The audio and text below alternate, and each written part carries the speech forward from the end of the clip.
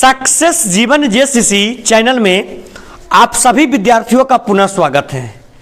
आज हम लोग क्लास 12th में इंग्लिश बुक के एक नए पाठ के साथ पुनः मिल रहे हैं और हम लोगों के सीक्वेंस के अकॉर्डिंग उस पाठ का नाम है मैकविटी द मिस्ट्री कैट।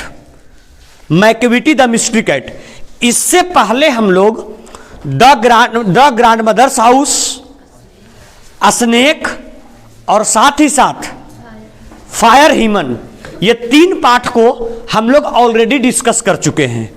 अगर आप लोग अभी तक उस वीडियो को नहीं देखे हैं तो डिस्क्रिप्शन बॉक्स में उसका लिंक मिलेगा या सिंपली आप चैनल पर जाकर के प्लेलिस्ट में उस वीडियो को विजिट कर सकते हैं।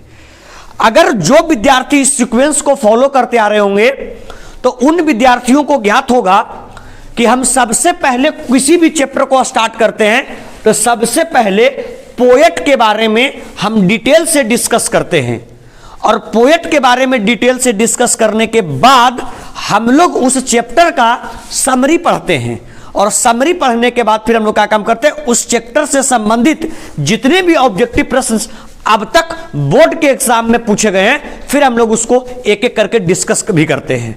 तो आइए बिना विलंब किए हुए इंग्लिश में हमारे सीक्वेंस के according chapter number 4 Macavity the mystery cat की शुरुआत करते हैं। देखिए, जैसा कि आप लोग को ज्ञात होगा, अगर आप लोग चैप्टर इंग्लिश में फॉलो कर रहे होंगे मैकविटी द मिस्ट्री कैट, तो एक बात समझिएगा, मैकविटी जो है वो एक बिल्ली है, बिल्ली का नाम हुआ। जिस प्रकार से कुत्ते का अलग अलग नाम होता है उसी प्रकार से इस बिल्ली का नाम है क्या, मैकविटी। लेकिन इसमें डिस्क्रिप्शन में दिया क्या, द मिस्ट्री कैट।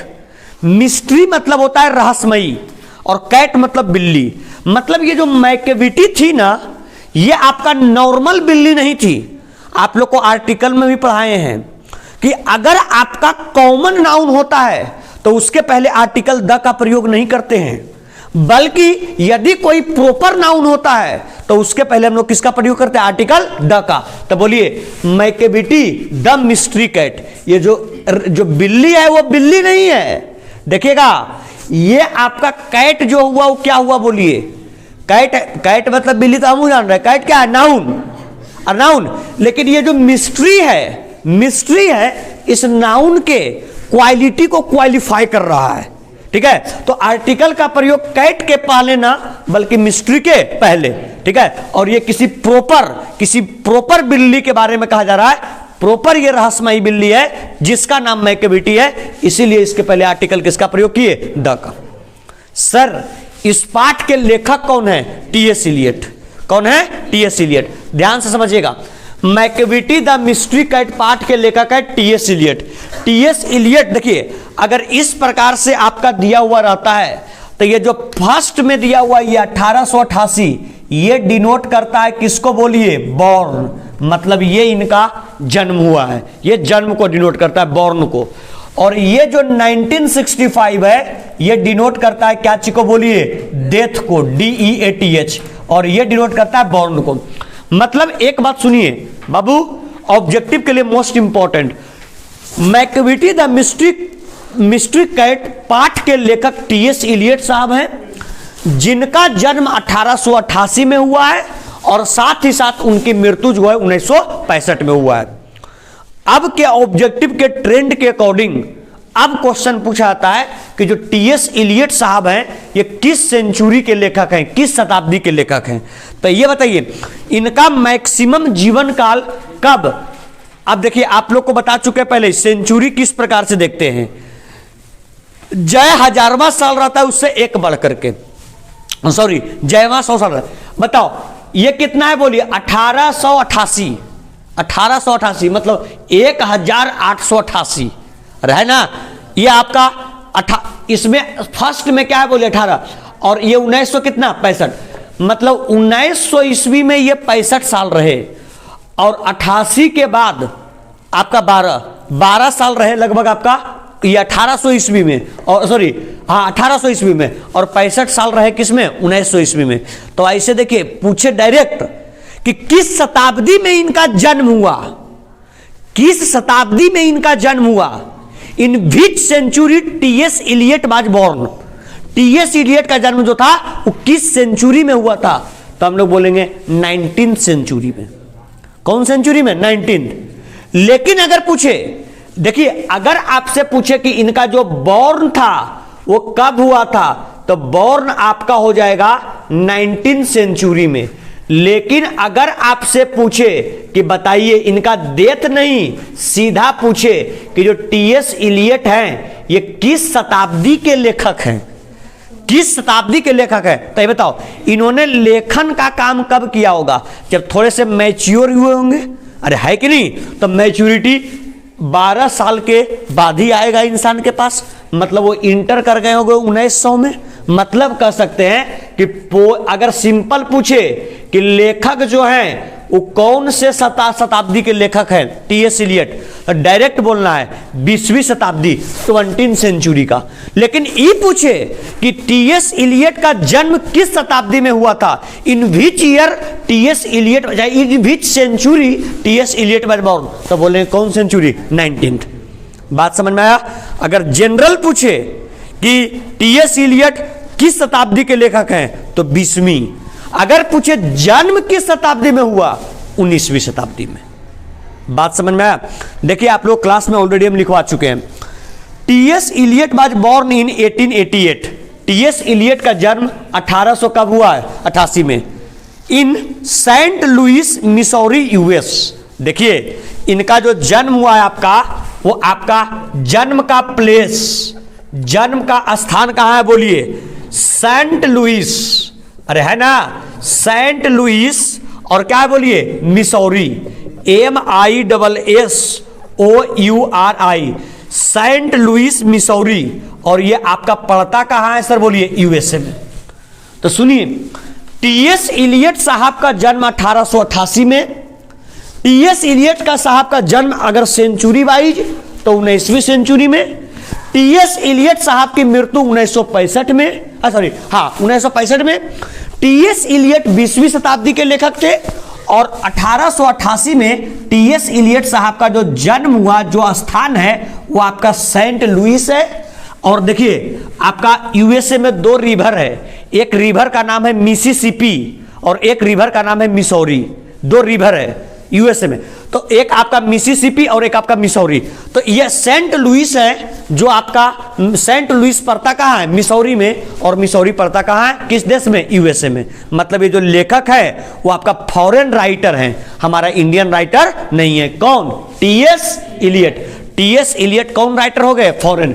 यहां पर आप कह सकते हैं भी कि ये जो आपके टीएस इलियट साहब जो आपके हैं, कभी कभी पूछ देता है एग्जाम में, ये भी टीएस इलियट साहब जो है वो आपका फॉरेन राइटर। देखिए होता क्या है ना, बच्चा रट के जाता है सेंट लुइस मिसौरी यूएसए, और क्वेश्चन को घुमा के पूछ दिया कि T S Eliot was Indian, American, Russian, none of these, तो विद्यार्थी फंस जाता है, उसको पता नहीं चलता कि रियलिटी में होगा क्या। ठीक है, तो ये आपको हो जाएगा क्या? कौन राइटर है? फॉरेन राइटर, मतलब ये विदेशी लेखक हैं। ठीक है सर, आप लोग को हम पॉइंट लिखवाए थे। T S Eliot was born in 1888 in Saint Louis Missouri USA but eventually settled in England. लेकिन देखिए इनका जन्म तो हुआ सेंट लुइस मिसौरी यूएसए में, लेकिन देखिए बहुत सारे लोगों को आप देखते हैं कि जो बहुत सारे लोग जो आपके होते हैं, जन्म कहीं और हुआ लेकिन सेटल्ड कहीं और हो जाते हैं। हम लोगों का जन्म हुआ गांव में, लेकिन अगर किसी का जॉब लग गया बॉम्बे, दिल्ली, तो इंसान क्या काम करता है? अपना घर फ्लैट वहीं खरीदा और वहीं सेटल हो गया। बहुत कम अपने घर को आना होता है। अरे होता है ना। देखिए इनका जन्म हुआ यूएसए में, लेकिन ये आपके सेटल्ड हो गए कहां बोलिए? सेटल्ड हो गए कहां? इंग्लैंड में। मतलब इनके जीवन का मैक्सिमम जो काल है, जो मैक्सिमम जो समय है, वो बीता है यूएसए में कि इंग्लैंड में? इंग्लैंड में। जन्म हुआ यूएसए में लेकिन बीता कहां? इंग्लैंड में। किनका बोलिए? T S Eliot. तो टीएस इलियट साहब का जन्म 1888 सेंट लुइस मिसौरी यूएसए में, लेकिन वो अपने जीवन का जो मैक्सिमम टाइम जो था वो सेटल्ड होकर के कहां बिताए? इंग्लैंड में। Any problem? आगे का था क्या sir? And died in 1965। Already चर्चा कर चुके हैं, इनकी मृत्यु कब हुई? 1965 में। Next, Eliots belong to 20th century. जो टीएस इलियट है वो बिलोंग करते हैं कौन सेंचुरी से? 20वीं सेंचुरी, 20वीं शताब्दी से। Next, Eliot was awarded for Nobel prize. देखिए सर, इलियट साहब को क्या मिला है? प्राइज। और प्राइज में भी क्या प्राइज? Nobel prize. और नोबेल प्राइज भी किस क्षेत्र में? लिटरेचर। किस क्षेत्र में बोलिए सर? लिटरेचर। और ये कब मिला है? गॉड, लिटरेचर के क्षेत्र में मिला है, और वो भी कब? 1948। आज के बाद इस पॉइंट को याद रखेंगे। टीएस इलियट साहब को प्राइज मिला है, उस प्राइज का पूरा नाम है आपका नोबेल प्राइज, लिटरेचर के क्षेत्र में, और वो भी कब मिला है? 1948। ऑब्जेक्टिव के लिए इंपॉर्टेंट हो जाता है सर। टीएस इलियट साहब का प्राइज है नोबेल प्राइज, लिटरेचर के क्षेत्र में 1948। नेक्स्ट क्या कहता है sir? Eliot was a poet. एक मिनट सुनिए, इलियट जो थे सबसे पहले क्या थे? बोलिए, पोएट, लिखने का काम करते थे। उसके बाद कहता क्या? पोएट के बाद ड्रामाटिस्ट। ड्रामाटिस्ट कहने का मतलब ये आपका ड्रामा वगैरह भी लिखने का कार्य करते थे। ड्रामाटिस्ट के बाद ये क्या कहते हैं? पॉलिटिशियन। क्या थे? बोलिए, पॉलिटिशियन। पॉलिटिशियन कहने का मतलब राजनीतिज्ञ भी थे, राजनीति में भी इंटरेस्ट रखते थे। एंड इसके बाद पॉलिटिशियन के बाद एंड क्या कह सकते हैं? And critic. क्रिटिक कहने का मतलब हुआ कि सभी चीजों को वो क्या काम करते थे? बिल्कुल आसानी से नहीं, हर चीज में। देखिए, कुछ आदमी का होता है, आप लोग देखते हो, कुछ लोग का ऐसा कैरेक्टर होता है, उसके साथ तुम कितना भी अच्छा व्यवहार कर लो, कहेगा तुम ऐसे नहीं किया, तुम ऐसे नहीं किया। घर में भी वैसा ही होता है, आप लोग देखते होंगे। घर में आप मम्मी पापा जो कहे सारा काम कर दीजिए, ठीक है, और फिर मम्मी पापा कहते हैं हाँ चलो तो एक काम किया, तुम बेकार कर रहा था, तुम बिगाड़ के रख दिया इसको। अरे होता है कि नहीं होता है? फिर ऐसा मन करता है कि हमको करने के लिए काहे कहते हो? तो अरे ना, तो एक मिनट सुनिएगा। टीएस इलियट साहब आपके क्या थे? पोएट भी, फिर क्या? ड्रामाटिस्ट भी, फिर क्या? पॉलिटिशियन भी, और फिर क्या? क्रिटिक भी। मतलब ये आपके पोएट, ड्रामाटिस्ट, पॉलिटिशियन और क्रिटिक, ये आपके चारों थे। ठीक है, नेक्स्ट करेगा, this is a humorous poem. ये जो है आपका एक प्रकार का, जानते हैं क्या सर? ये एक प्रकार का आपका ह्यूमरस पोयम है। मतलब ये पोयम में जो है हमेशा आपका रस भरा हुआ है। ऑब्जेक्टिव के लिए मोस्ट इंपॉर्टेंट हो जाता है। ठीक है, नेक्स्ट, इनके द्वारा जो आपका बेस्ट नोन पोयम कह सकते हैं, इनके द्वारा जो लिखा गया बेस्ट पोयम, जिसका प्रचलन जो है बहुत ज्यादा हुआ है, उसमें कौन कौन है? सबसे पहले द विंड लॉन्ग, क्या है? द वेस्ट लैंड है ना जी। चलिए, पहला द वेस्ट क्या? लैंड। अच्छा, WEST है। अच्छा, द वेस्ट लैंड, तो इसका मतलब इसमें हो गया द वेस्ट लैंड, मतलब क्या हो गया? पश्चिम की भूमि। अब बताओ पश्चिम किसको बोल रहे हैं? आप लोग जानते होंगे। देखिए, ये आपका हो गया इंग्लैंड, ठीक है, और इधर आकर के इस पार्ट में इस अनुसार से जो आपका है, इधर आकर के ये आपका यहां पर USA हो गया, और बीच में अटलांटिक महासागर है। ठीक है, ये इंग्लैंड देखिएगा, ये नॉर्थ, ये साउथ, ये ईस्ट, ये वेस्ट। बताइए, इंग्लैंड से USA कहाँ है? वेस्ट में। वेस्ट करने को था पश्चिम में, इसलिए इन्होंने लिखा कौन लैंड? The Waste land. उसमें जब वेस्ट लैंड लिखे होंगे तो उसमें ही चर्चा किए होंगे किसके बारे में? USA के बारे में, क्योंकि उनका जन्म भी कहाँ हुआ है? USA में ही हुआ है। Clear? Next, the Waste Land के बाद क्या है? बोलिए, नेक्स्ट क्या है? Ash Wednesday. Ash Wednesday. Number second आपका है एस वेडनेसडे, और नंबर थर्ड इनके द्वारा पोएम लिखा है, क्या? बोलिए, 4 क्वार्टेट्स, QUARTETS, ये 4 क्वार्टेट्स। देखिए, टीएस इलियट साहब को प्राइज मिला है, कौन प्राइज? Nobel prize. किस में? लिटरेचर। कब मिला? टीएस इलियट क्या थे? पोएट, फिर क्या? ड्रामाटिस्ट, फिर क्या? पॉलिटिशियन, एंड क्या? क्रिटिक। टीएस इलियट साहब किस प्रकार का पोयम? Humorous poem. उनका बेस्ट पोयम में क्या है? The Waste Land. उसके बाद एस वेडनेसडे, और उसके बाद क्या? 4 quartets. Next, Macavity the mysterious cat is taken from his collection. Macavity the mystery cat लिया कहा गया है?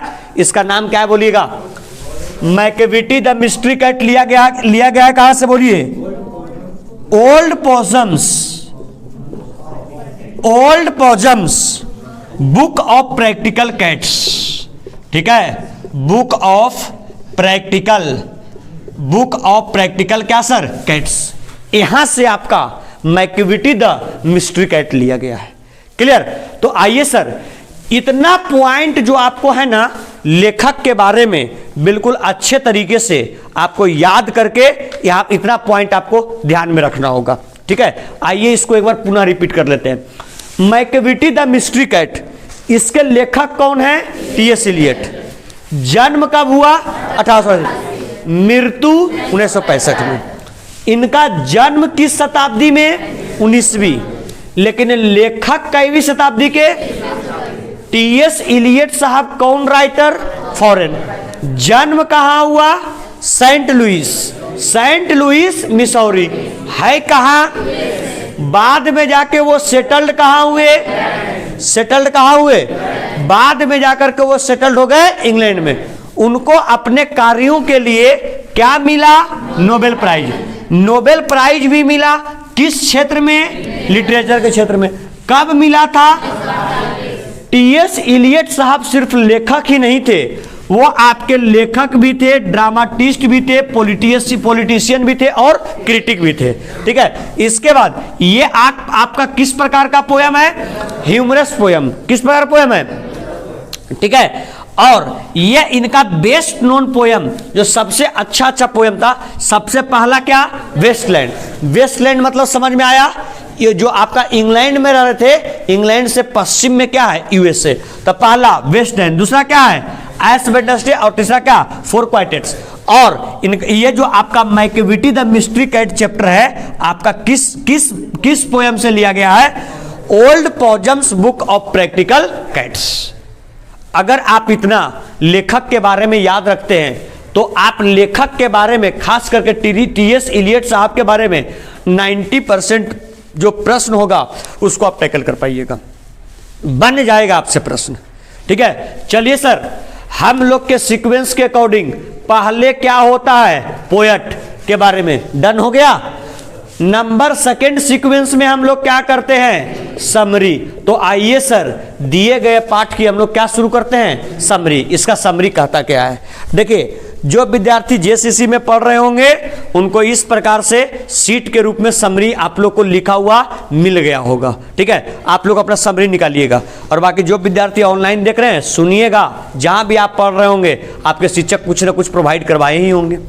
आइए sir, Macavity the mystery cat पाठ का नाम है, सुनेंगे सारे विद्यार्थी लोग। इसका समरी हम लोग पढ़ते हैं। समरी में आप लोग को याद है ना सर? कितने पैरा में? 3 पैरा में। पहले पैरा में किसके बारे में? पोएट के बारे में। दूसरे पैराग्राफ में चैप्टर का पूरा निचोड़, और तीसरे पैराग्राफ में कंक्लूजन। और नहीं तो कभी कभी ऐसा होता है, एक पैरा में आपका पोएट के बारे में और बाकी एक ही पैरा में समरी और कंक्लूजन साथ में ऐड होता है। बात क्लियर? आइए सर, इसको पढ़ते हैं हम लोग। क्या करा? The poem Macavity the mystery cat has been composed by T S. Eliot. एकदम बिल्कुल परफेक्ट है। हम लोग अभी तो 10 मिनट से ही पढ़ ही रहे हैं कि मैकेविटी द मिस्ट्री कैट जो चैप्टर है वो लिखा गया किसके द्वारा? टी.एस. इलियट के द्वारा। Who is a great modern poet of England. देखिए सर, हम लोग का यहां पर एक पॉइंट मिसिंग हो गया। कौन सा पॉइंट मिसिंग हो गया? ये आपके जो हैं, ये जो आपके हैं टी.एस. इलियट साहब, ये आपके ग्रेट मॉडर्न पोएट, और वो भी कहां के? इंग्लैंड के। तो यहां से आप लोग इस बात को याद रखेंगे, टी.एस. इलियट साहब जो हैं वो ग्रेट मॉडर्न पोएट हैं। ग्रेट मॉडर्न पोएट, और वो भी कहां के? इंग्लैंड के। वो तो ऑलरेडी हम लोग देख लिए, इनका जन्म हुआ था कहां? यूएसए में, और ये आकर सेटल्ड कहां हुए थे? इंग्लैंड में। तो ये बाद में चल करके कहलाए ग्रेट मॉडर्न पोएट ऑफ क्या? इंग्लैंड। ठीक है, आगे पढ़ते हैं sir. He did much in the field of English literature. सुनिए, इन्होंने इंग्लिश लिटरेचर के फील्ड में, इंग्लिश लिटरेचर के क्षेत्र में, अंग्रेजी साहित्य के क्षेत्र में इन्होंने बहुत कार्य किया।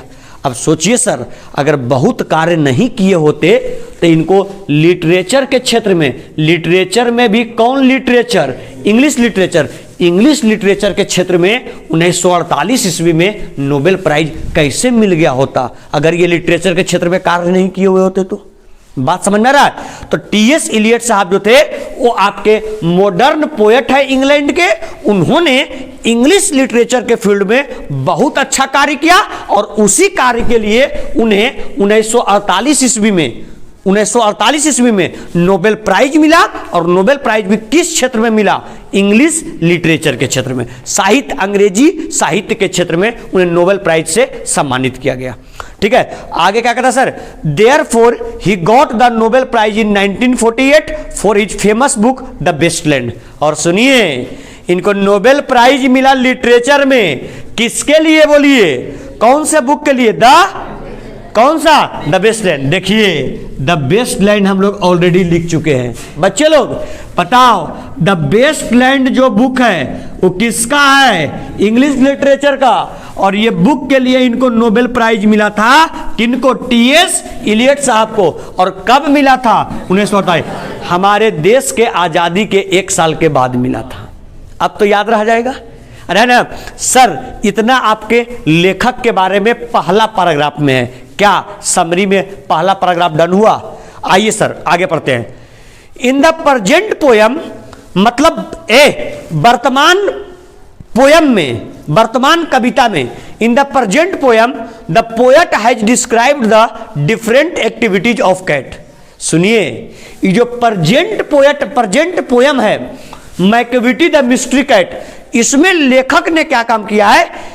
एक कैट के, एक बिल्ली के डिफरेंट एक्टिविटीज को, अलग अलग किस प्रकार से वो क्रियाकलाप करती है, अलग अलग क्रियाकलापों को, उसके अलग अलग व्यवहार को लेखक ने क्या काम किया? दर्शाने का प्रयास किया है, दिए गए मैकविटी द मिस्ट्री कैट पाठ में।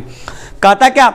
It's name is Macavity, it is notorious because it creates many crimes which are not expected by anyone. देखिए, ये जो आपका बिल्ली है, इस बिल्ली का नाम है मैकविटी। लोग ऐसा विश्वास भी नहीं करते हैं कि ये बिल्ली जो है वो इस तरह का क्राइम कर सकती है, लेकिन फिर भी ये जो बिल्ली है आपका ऐसा क्राइम कर देती है जो बिल्कुल अविश्वसनीय है। लोग विश्वास भी नहीं करते हैं कि बिल्ली होकर के भी इस प्रकार का ये क्राइम कर सकती है। कह रहा क्या? Therefore the poet has called it a mystery cat, hidden paw and master criminal. देखिए, इसलिए लेखक, देखिए, अब जिसके ऊपर विश्वास ना हो कि ये कोई कार्य कर सकता है और अगर वो कार्य करने लगे, ठीक है, तो लेखक उसको अलग अलग नामों से पुकारते हैं। सबसे पहले लेखक उस कैट को बोलते हैं, कौन कैट बोलिए? सबसे पहले लेखक उस कैट को बोलते हैं कौन कैट? Mystery cat. और मिस्ट्री कैट के बाद फिर अगला क्या बोलते हैं बोलिए? हिडन पॉ। क्या बोलते हैं बोलिए? Hidden paw. और फिर हिडन पॉ के बाद क्या बोलते हैं? Master criminal. मतलब ये आपका क्रिमिनल का भी क्या है बोलिए? मास्टर है। तो सुनिए, लेखक जो है वो अलग अलग तरह के वर्ड का यूज करते हैं, अलग अलग तरह के एडजेक्टिव्स का यूज करते हैं। किसके लिए? उस बिल्ली के लिए। पहला कौन है बोलिए? Mystery cat.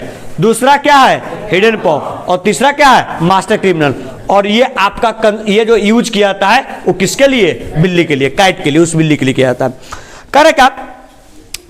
Master criminal, after creating crime it removes all clues and runs away from the place so that nobody may catch and punish it. देखिए, बिल्ली इतनी चालाक है कि वो सारा क्राइम करती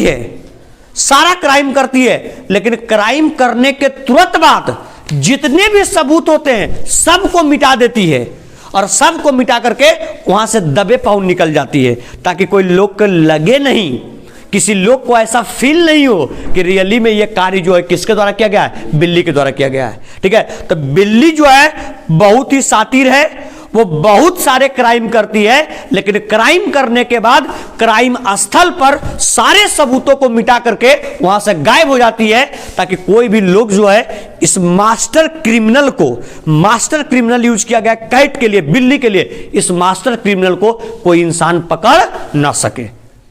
बात समझ में आ रहा? नेक्स्ट कहता क्या सर? कह रहा क्या?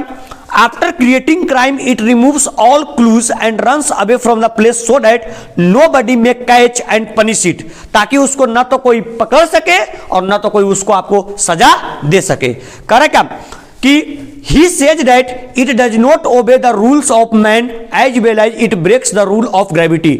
वो बिल्ली कहती है कि मैं मानव के द्वारा और जो लॉ ऑफ ग्रेविटी है, जो नेचर का लॉ है, नेचर के लॉ को मतलब प्रकृति के नियम को और मानव के द्वारा जो नियम बनाया गया है, मैं किसी का भी पालन नहीं करूंगी। मैं दोनों के नियमों के पालन को क्या करूंगी, ब्रेक करूंगी। और फिर भी मैं ब्रेक करूंगी, मैं ही सारा क्राइम करूंगी और मैं ही सारा सबूत मिटा करके यहां से निकल जाऊंगी, ताकि किसी को भरोसा भी नहीं होगा कि ऐसा क्राइम, इस प्रकार का क्राइम जो है वो बिल्ली कर सकती है। आगे कहता है sir it can fly in the air as bird can fly. वो इतना ही नहीं, वो आसमान में कभी कभी छलांग लगा के उड़ भी जाती है, जिस प्रकार से पक्षियां जो है, पक्षी जो है वो आसमान में उड़ती है। ठीक है, वही कह रहा क्या, it can fly in the air, यह फ्लाई भी कर सकती है एयर में, हवा में। किस प्रकार से, एज बर्ड कैन फ्लाई, जिस प्रकार से पक्षियां जो है उड़ती है। कहता क्या, he is angry with it because it's behaviour is not liked by anyone. और देखिए लेखक जो है वो इस बिल्ली से, इस मिस्ट्री कैट से जो है वो बहुत ज्यादा क्या है, एंग्री है। क्यों? क्योंकि इसका जो बिहेवियर है, इसका जो व्यवहार है वो बिल्कुल अच्छा नहीं है और इसका व्यवहार जो है किसी को भी पसंद नहीं होता है। ठीक है, इस प्रकार से ये चैप्टर का पूरा समरी जो है वो आपका कंक्लूड होता है। ठीक है, अब नीचे लास्ट पैरा में हम लोग इसका कंक्लूजन देखते हैं। क्या कहता है, the poet addresses Macavity as a Napoleon of crime. जो लेखक हैं, लेखक जो है वो इस बिल्ली को क्या बोलते हैं, बोले क्या बोलते हैं, नेपोलियन ऑफ क्राइम। मतलब क्राइम का ये क्या है, बोलिए नेपोलियन। जिस प्रकार से नेपोलियन बोनापार्ट, नेपोलियन आप लोग वर्ल्ड हिस्ट्री में पढ़े होंगे, विश्व इतिहास में 9th में, जिस प्रकार से नेपोलियन बोनापार्ट जो थे वो आपके क्राइम के मास्टरमाइंड थे, उसी प्रकार से क्राइम का जो मास्टरमाइंड है वो क्या है, ये बिल्ली है। इसलिए इस बिल्ली की तुलना किया गया है, इस बिल्ली को कहा गया है नेपोलियन ऑफ क्या, क्राइम। और लास्ट में कहता है it is a sweet poem written by him. और ये जो आपका है ये बहुत ही स्वीट, बहुत ही अच्छा, बहुत ही खूबसूरत पोएम है जो लेखक के द्वारा लिखा गया है। सर इस प्रकार से हम लोग क्या समाप्त किए, बोलिए समरी पाठ का। ठीक है, आइए अब हम लोग क्या काम करते हैं, इस चैप्टर का ऑब्जेक्टिव डील करने की कोशिश करते हैं।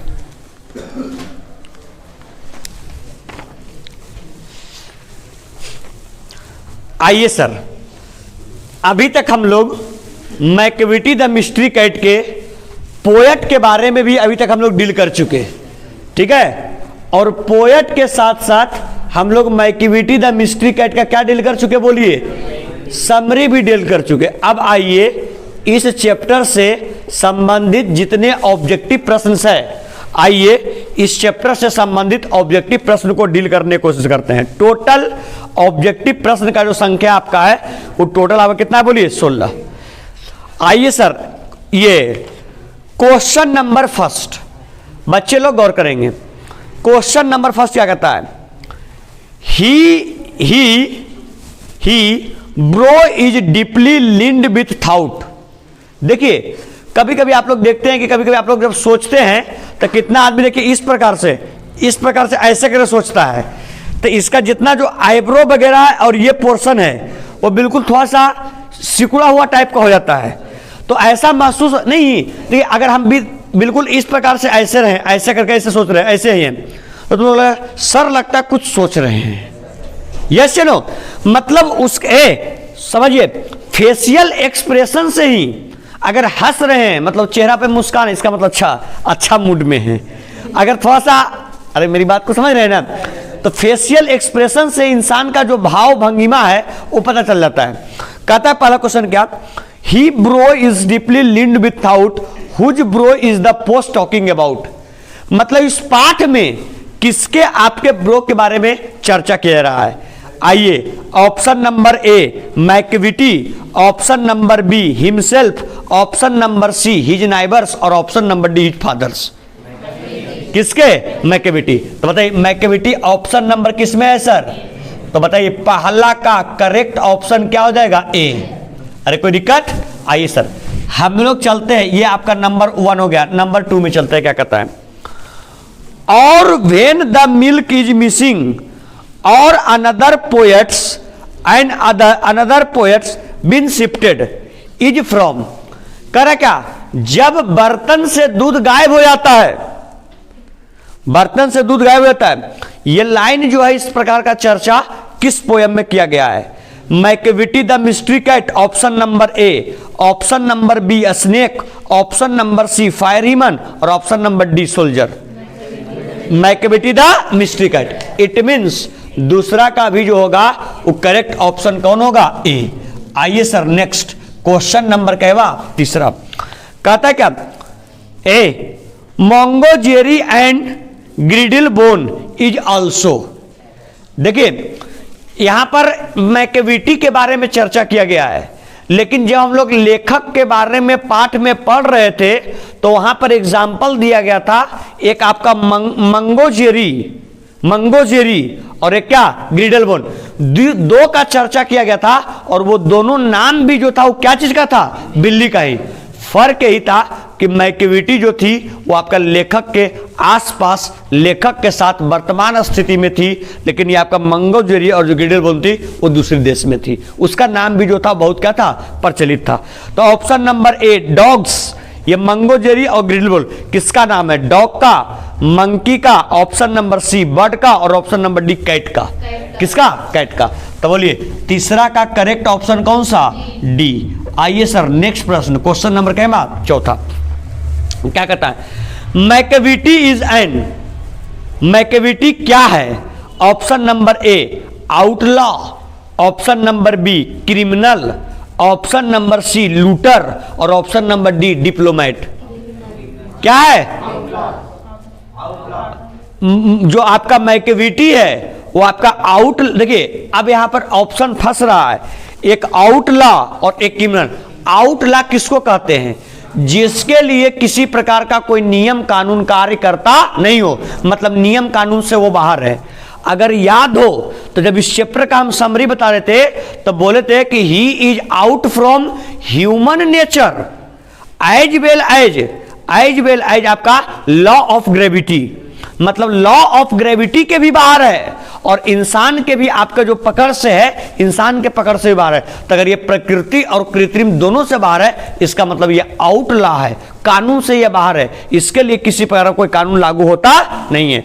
तो option number A outlaw, B criminal, C looter और डी डिप्लोमेट। एक मिनट सुन लेना, अगर ऑप्शन आउटलॉ नहीं होता तो हम लोग जाते किसके साथ? क्रिमिनल के साथ, लेकिन आउटलॉ यहां पर जो है वो क्रिमिनल से ज्यादा एप्रोप्रिएट होगा इसके लिए। ठीक है, इट मींस चौथा का भी जो है सर करेक्ट ऑप्शन क्या हो जाएगा? बोलिए ए हो जाएगा। आइए सर नेक्स्ट प्रश्न, क्वेश्चन नंबर 5 क्या कहता है? His is broken every humans law is taken from. देखिए यहां पर एक वर्ड किया यूज किया है, ही और एस, मतलब ही इज। कौन था जो ह्यूमन लॉ को भी ब्रेक करके, मानव के कानून को भी ब्रेक करके, और वो करा क्या? He is broken every humans law. Oh sorry, ये छठा हम पढ़ रहे हैं। 5वां क्वेश्चन आइएगा। Macavity is full of happiness, B option sadness, C selfishness और डी डिसाइडफुलनेस। मतलब बिल्कुल, तो इसका 5वां का करेक्ट ऑप्शन क्या हो जाएगा? डी। आइए सर आगे बढ़ते हैं, क्वेश्चन नंबर कहवा? छठा। ही is broken every humans law is taken from. कौन था जो आपके मानव के सारे नियम को, कानून को तोड़ करके आगे बढ़ जाता था? Option number A the soldier, option number कहां से लिया गया है? Option number B fire human, option number C एनीपीटप और option number D Macavity the mystery cat. उसके लिए कोई भी नियम कानून था नहीं, चाहे वो प्रकृति का हो चाहे वो मानव का हो। मतलब इट मींस छठा का करेक्ट ऑप्शन क्या हो जाएगा? डी। आइए सर नेक्स्ट क्वेश्चन नंबर 7वां क्या कहता है? T S Eliot is a खाली स्थान पोएट। टीएस इलियट जो है वो आपके कब के लेखक हैं? ऑप्शन नंबर ए 20वीं सेंचुरी, ऑप्शन नंबर बी 17वीं सेंचुरी, ऑप्शन नंबर सी 18वीं सेंचुरी और ऑप्शन नंबर डी 16वीं सेंचुरी, 20वीं सेंचुरी का। इट मींस सतमा का भी करेक्ट ऑप्शन क्या होगा? A. Next sir, question number कहवा 8वां क्या कहता है? The Waste Land has been composed by, लेखक के द्वारा बताए थे कितना लिखा गया था? 3 और लिखा गया था। और वेस्टलैंड ये कब लिखे थे? लेखक के बारे में चर्चा करते समय हम बताए हैं वेस्टलैंड ये कब लिखे थे? 1945 में या 1948 में, जो भी हो, हम टाइम का चर्चा किए हैं आप लोग से, जो भी हो आप लोग के टाइम का। एक बार सुनो तो, और इसी वेस्टलैंड के लिए इनको क्या मिला था? Nobel prize. किस चीज में? लिटरेचर के फील्ड में। अरे मिला था। तो बताइए वेस्टलैंड किनके द्वारा लिखा गया है? TS Eliot, WH Auden, ST Coleridge और John Donne. TS Eliot. It means 8वां का भी करेक्ट ऑप्शन ए होगा सर। नेक्स्ट क्वेश्चन नंबर कहवा 9वां, बच्चे लोग ध्यान देना। Macavity is a cat of, Macavity एक प्रकार की बिल्ली है। Option number A laziness, B deceitfulness, C simplicity और डी साइनेस। अभी हम लोग देखे थे क्वेश्चन नंबर कहवा 5वां भी सेम क्वेश्चन था। चलिए 9वां का करेक्ट ऑप्शन क्या? बी। आइए sir next question, question number कहवा 10वां क्या कहता सुनिएगा। Macavity is a friend in, खाली स्थान सेप। मैकेविटी जो था वो किस प्रकार का? Macavity is a friend in, वो फ्रेंड था किस स्टेट में? किस स्टेट में? किस शेप में? Option number A bird, option number B human, option number C feline और ऑप्शन नंबर डी इंसेक्ट्स। क्या होगा? फेलिन, क्योंकि फेलिन मतलब होता है उसका हिंदी बिल्ली के समान, बिल्ली के समान। तो चलिए 10वां का करेक्ट ऑप्शन क्या होगा? सी।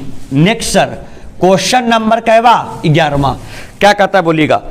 S Wednesday is written by, देखिए हम लेखक के बारे में लिखवाए थे टीएस इलियट साहब का कितना बुक? 3, एक वेस्टलैंड और एक एस वेडनेसडे भी था। तो कहता क्या एस वेडनेसडे जो है उसके लेखक कौन है?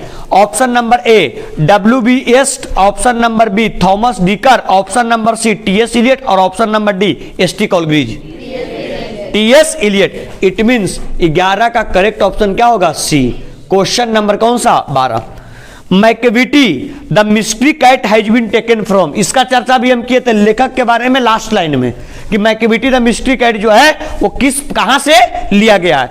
Option number A old Allen's book of cats, option number B old possum's book of practical cat, option number C young Arthur's cat और option number D young Matthew's dogs and cats. Option number B old possum's books of practical cat, यानी इसका sir 12 का correct option क्या? B. आइए sir next question, ये question number कौन सा? 13। अगर आप लोग ध्यान से लेखक के बारे में पढ़े होंगे तो आप लोग देख रहे हैं कि मैक्सिमम क्वेश्चन उसी से पूछा जा रहा है। 13 number, who finds Macavity lazy and half asleep, कौन जो है वो मैकेविटी को लेजी, सुस्त और आधा आधा नींद में सोया हुआ पाते हैं। Option number A Kamala Das, option number B DH Lawrence, option number C TS Eliot और option number D William Blank. TS Eliot obvious सी बात है लेखक ही पाएंगे उसको, इसका मतलब सर इसका करेक्ट ऑप्शन 13 का कौन होगा? सी। नेक्स्ट आइए सर क्वेश्चन नंबर कौन सा? 14 क्या कहता है सुनिए। According to TS Eliot Macavity is and, Macavity क्या था? Option number A master criminal, option number B convicted criminal, option number C ordinary criminal और option number D American criminal. Master criminal था ना, उसके लिए उन्होंने एडजेक्टिव का भी यूज किया था मास्टर क्रिमिनल, तो ये मास्टर क्रिमिनल। इट मींस 14 का करेक्ट ऑप्शन ए। नेक्स्ट आइए सर क्वेश्चन नंबर कौन सा? 15 क्या कहता सुनिए। According to TS Eliot Macavity is a खाली स्थान ऑफ क्राइम, मैकेविटी किसका क्राइम था? Napoleon of crime. ऑप्शन क्या है? Hitler of crime, Napoleon of crime, Alexander of crime, Osama of crime. Napoleon of crime. It means 15 का correct option B हो जाएगा। आइए sir next question, question number कौन सा? 16 क्या कहता है देखते हैं। लास्ट प्रश्न है, Macavity is called, option number A the hidden paw, option number B mystery cat, option number C ये एक्सपोज्ड पॉ, और option number D naughty paw. Hidden paw मतलब 16 का भी करेक्ट ऑप्शन कौन सा? ए। अच्छा ये बताइए, जब चैप्टर को आप लोग देखिएगा इधर, जब आप लोग को चैप्टर हम इतने अच्छे तरीके से पढ़ाए तो आप लोग खुद बताइए, ये 12-13 सालों में कोई ऐसा प्रश्न है क्या कि जो चैप्टर में जो हम डाटा पढ़ाए हैं, जो कंटेंट बताए हैं, उससे कहीं बाहर से फालतू से पूछा गया हो? अरे है ऐसा? नहीं। तो चलिए सर, इस प्रकार से क्लास 12th में चैप्टर नंबर आपका चैप्टर नंबर चौथा जो है आपका रिवीजन क्या होता है बोलिए? कंप्लीट होता है। ठीक है, इसको बिल्कुल डिटेल से हम लोग कंप्लीट करते जा रहे हैं, और इसमें हम लोग कितना ऑब्जेक्टिव? 16 ऑब्जेक्टिव प्रश्न भी किए। नेक्स्ट क्लास में जब हम लोग मिलते हैं तो इसके बाद के अगले चैप्टर जिसका नाम है द सोल्जर की हम लोग क्या काम करेंगे? लेखक के बारे में पढ़ेंगे, समरी पढ़ेंगे, ऑब्जेक्टिव पढ़ेंगे, और चैप्टर नंबर 5 को भी क्या करेंगे? खत्म करने की कोशिश करेंगे। चलिए सर, बहुत बहुत धन्यवाद। वीडियो पसंद आया हो लाइक करें, अभी तक सब्सक्राइब नहीं किए सब्सक्राइब कर ले, और अपने आसपास दोस्तों के साथ वीडियो के लिंक को शेयर भी करते रहें। मिलते हैं क्लास 12th में द सोल्जर पार्ट में नेक्स्ट कंसेप्ट के डिस्कशन के साथ में।